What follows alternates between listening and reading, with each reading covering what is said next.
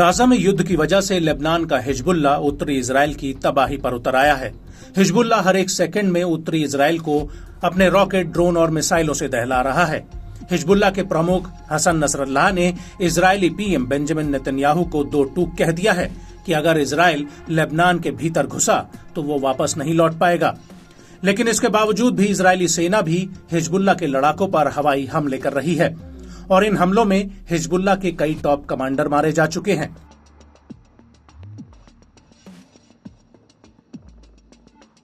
और इन हमलों के जवाब में हिजबुल्लाह ने एक बार फिर से इजराइल से लगे सीमावर्ती इलाकों में ताबड़तोड़ हमले किए हैं। हिजबुल्लाह ने आईडीएफ के माउंट नेरिया बेस पर एक तरफा ड्रोन का एक जत्था फायर कर दिया, जिसने गोलानी ब्रिगेड के कमांड हेडक्वार्टर को तबाह कर दिया है। सोशल मीडिया पर इस हमले का एक वीडियो भी वायरल हो रहा है, जिसमें दूर धुएं का एक गुबार आसमान छूता हुआ नजर आ रहा है।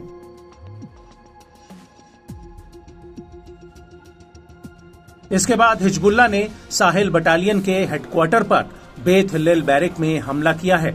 हिजबुल्लाह ने यहां पर फलक रॉकेटों की झड़ी लगा दी और साथ ही इजराइल की अल-मार्ज साइट पर हिजबुल्लाह के लड़ाकों ने ताबड़तोड़ तरीके से बुरकन रॉकेट फायर कर दिए, जो सीधे अपने टारगेट्स पर जाकर लगे।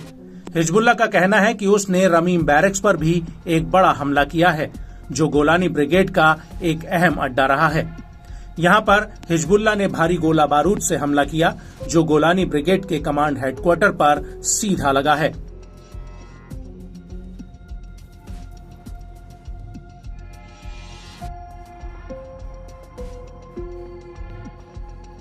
और इस हमले के तुरंत बाद हिजबुल्लाह ने किरियत शमोना सेटलमेंट्स पर दर्जनों कत्यूशा रॉकेट फायर कर दिए।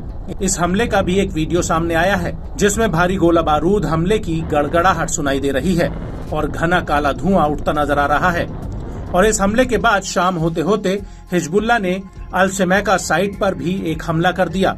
हिजबुल्लाह का कहना है कि उसका ये हमला एकदम सीधा और सटीक रहा है, जिसमें इजरायली फौज को भारी नुकसान हुआ है। आपको बता दें कि रात को करीब 10:13 पर जब इजराइल के कुछ सैनिक अल असी साइट के भीतर की तरफ जा रहे थे, तभी हिजबुल्लाह ने एक बार फिर से उनके ऊपर रॉकेट हमला कर दिया, जो सीधे आईडीएफ जवानों के ऊपर जा गिरे। हालांकि इजरायली सेना ने भी दक्षिणी लेबनान के शाकरा कस्बे में हिजबुल्लाह के लड़ाके सादेक अतिफ अतवी को मार गिराया है, जिसके बाद से ही हिजबुल्लाह काफी तमतमाया हुआ है। लेकिन इन हमलों के बीच बड़ी बात यह है कि अब हिजबुल्लाह ने अपने हमलों का दायरा बढ़ा दिया है और अब वो उन सेटलमेंट्स पर भी हमले कर रहा है जो अभी तक हिजबुल्लाह के हमलों से सुरक्षित थे। हिजबुल्लाह ने हरफेश के पास जुरैल सेटलमेंट को निशाना बनाया है, जहां पर हिजबुल्लाह के हमलों से आग लग गई। हिजबुल्लाह ने यहां पर दर्जनों कत्यूशा रॉकेट बरसाए, जिसमें एक परिवार घायल हुआ है।